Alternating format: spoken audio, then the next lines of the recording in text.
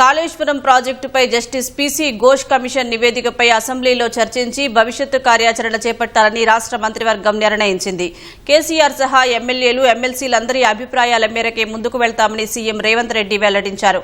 మేడిగడ్డ, అన్నారం, సుందిళ్ల బ్యారేజీల ప్రణాళికలు, నిర్వహణ అన్నింటిలోనూ ప్రత్యక్షంగా, పరోక్షంగా మాజీ ముఖ్యమంత్రి కేసీఆరే బాధ్యుడని కమిషన్ తేల్చిందని కేబినెట్కు మంత్రి ఉత్తమ్ తెలిపారు.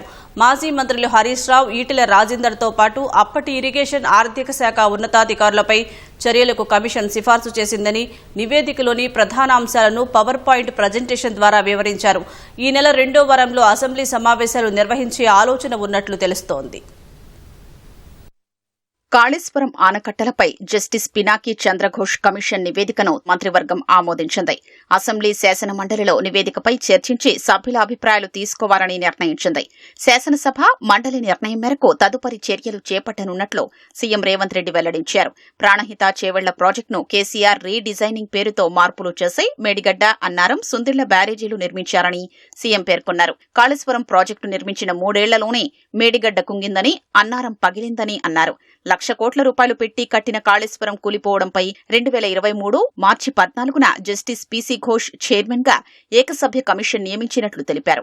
కమిషన్ నివేదికలో ఎలాంటి రాజకీయ జోక్యం లేదని సీఎం పేర్కొన్నారు. రాజకీయ కక్షపూరిత చర్యలు ఉండబోవని, అసెంబ్లీ, మండలిలో సభ్యులందరి సూచనల మేరకు నిర్ణయాలు ఉంటాయని స్పష్టం చేశారు. శాసనసభలో కేసీఆర్, మాజీ మంత్రుల సూచనలు కూడా తీసుకుని ముందుకెళ్తామని అన్నారు. ఊరు మార్చి, పేరు మార్చి, అంచనాలు మార్చి, అవినీతికి పాల్పడి అక్రమాలకు పునాదులు వేసి నిర్మించిన కాళేశ్వరం ప్రాజెక్టు ఈ రోజు కూలిపోయింది. స్పష్టంగా కమిషన్ ఇందులో ఈ వివరాలన్నిటిని పొందుపరిచింది. ఈ నివేదికను ఈ రోజు మంత్రివర్గంలో ఆమోదించడమే కాకుండా రాబోయే రోజుల్లో శాసనసభలో ప్రవేశపెట్టి అన్ని రాజకీయ పక్షాలకు వారి అభిప్రాయాన్ని చెప్పే అవకాశం కల్పించి, including leader of opposition then chief minister Chandrashekar Rao గారు, ఆనాటి సాగునీటి పారుదల మంత్రులు, ప్రజాప్రతినిధులు స్పష్టంగా వాళ్ళ అభిప్రాయాలను స్వేచ్ఛగా చెప్పడానికి అవకాశం కల్పించాలని ఈ రోజు మంత్రివర్గ సమావేశంలో మేము నిర్ణయం తీసుకున్నాం. అందుకే ఈ 665 పేజీల నివేదికను తొందరలోనే శాసనసభ, శాసన మండలి సమావేశాలను ఏర్పాటు చేసి అందరి అభిప్రాయాలు పరిగణలోకి తీసుకున్న తర్వాత భవిష్యత్ కార్యాచరణను, కమిషన్ సూచించిన సూచనలను అమలు చేయడానికి ప్రభుత్వం ముందుకు వెళ్తుంది. కాళేశ్వరం ప్రాజెక్టు కుంగిపోవడంపై అప్పటి సీఎం, నీటిపారుదల, ఆర్థిక శాఖల మంత్రుల వాదనలు విన్న తర్వాతే కమిషన్ నివేదిక ఇచ్చిందని ఉప ముఖ్యమంత్రి భట్టి విక్రమార్క పేర్కొన్నారు. ప్రణాళిక, నిర్వహణలో కేసీఆర్ ప్రమేయం, సూచనలే అక్రమాలకు కారణమని కమిషన్ తేల్చిందన్నారు. కాళేశ్వరం ప్రాజెక్టు ఆలోచన నుంచి 3 బ్యారేజీల నిర్మాణాలన్నీ కేసీఆర్ నిర్ణయాలేనన్నారు. మేడిగడ్డ, సుందిళ్ల, అన్నారం బ్యారేజీలు నిర్మించాలన్న నిర్ణయం కేసీఆర్, హరీష్ రావుల నిర్ణయమే తప్ప ప్రభుత్వానిది కాదని కమిషన్ స్పష్టంగా చెప్పిందన్నారు.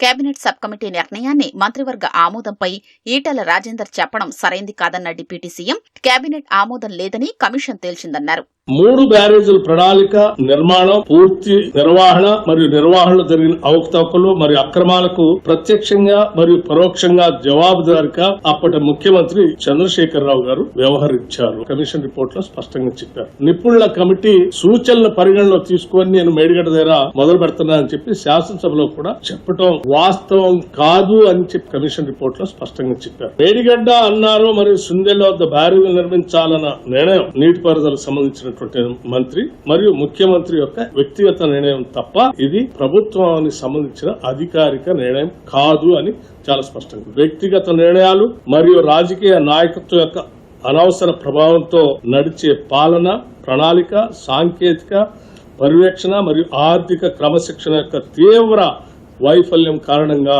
ప్రజాధనాన్ని భారీగా వృధా చేసిందని నివేదిక నొక్కి చెబుతుంది.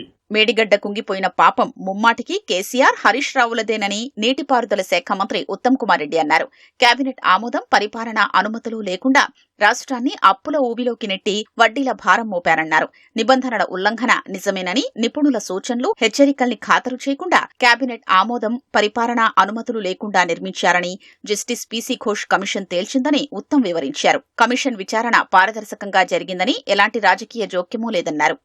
ఆనాటి ముఖ్యమంత్రి గారు sole decision maker for Medigadda, Annaram and Sundilla barrages. Barrage ప్రమాదకరంగా చేరే వరకు నీళ్లు నింపి ఉంచాల్సిన పరిస్థితి ఆయన ఆదేశాల వల్ల ఏర్పడది. ప్రజా డబ్బుని మరి కాంట్రాక్టర్స్ కి ఫేవర్ గా చేయడానికి రివైజ్ ఎస్టిమేట్స్ ద్వారా చేసిన విషయం జస్టిస్ ఘోష్ కమిషన్ రిపోర్ట్ లో పేర్కొంది. జస్టిస్ ఘోష్ కమిషన్ రిపోర్ట్ లో అన్ని విషయాల్లో తుమ్మడి అతి నుంచి మేడిగడ్డకి ప్రాజెక్టు మార్చడానికి ఎటువంటి లాజికల్ రాషనల్ కారణం లేదు అని చెప్పి చాలా స్పష్టంగా అవపడుతుంది. మేడిగడ్డకి షిఫ్ట్ అయినప్పుడు ఆ నోట్ ఫైల్ పై irrigation secretary, irrigation minister and ముఖ్యమంత్రి సంతకం పెట్టి ఆమోదం ఇచ్చారు. ఈ కేబినెట్ ఆమోదం లేదు.